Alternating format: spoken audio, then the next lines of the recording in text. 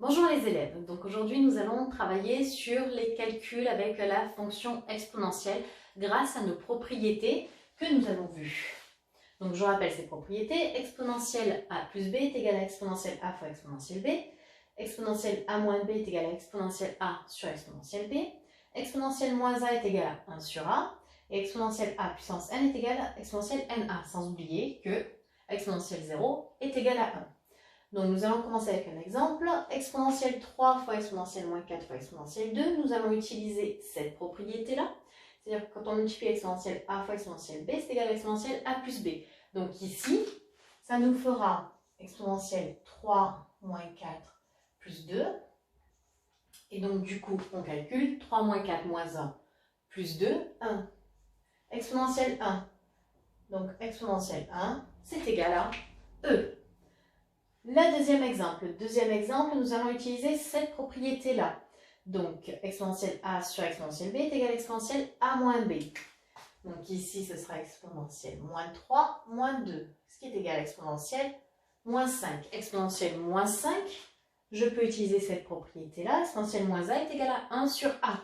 Donc exponentielle moins 5 est égal à 1 sur exponentielle 5. On passe au troisième exemple. Donc on va le faire étape par étape. Je vais d'abord vous regarder le numérateur. Exponentielle 2 fois exponentielle 4. Ça me ramène à cette propriété-là. Donc c'est exponentielle 2 plus 4 sur e. Ce qui fait exponentielle 6 sur e. E, c'est exponentielle 1. Je le rajoute ici pour que tout le monde comprenne. Donc du coup là, exponentielle 6 sur exponentielle 1, ça me ramène à cette propriété-là. Ce qui donne exponentielle 6 moins 1 qui est égal à exponentielle 5. Donc vraiment, il faut le faire étape par étape. Après, si vous arrivez à le faire directement, vous pouvez le faire directement. Quatrième exemple, exponentielle 3x puissance 2. On va utiliser cette propriété-là, c'est-à-dire exponentielle 3x fois 2, et ce qui donne exponentielle 6x.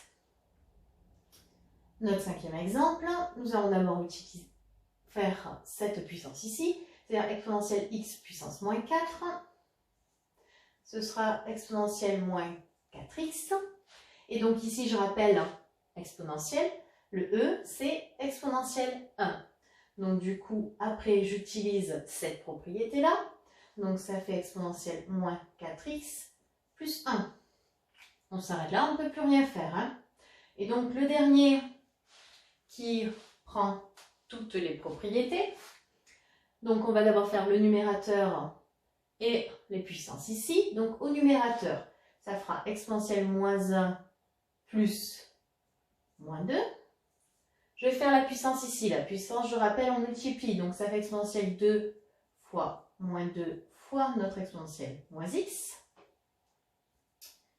Du coup, moins 1 plus moins 2, ça fait exponentielle moins 3 sur exponentielle moins 4 fois exponentielle moins x.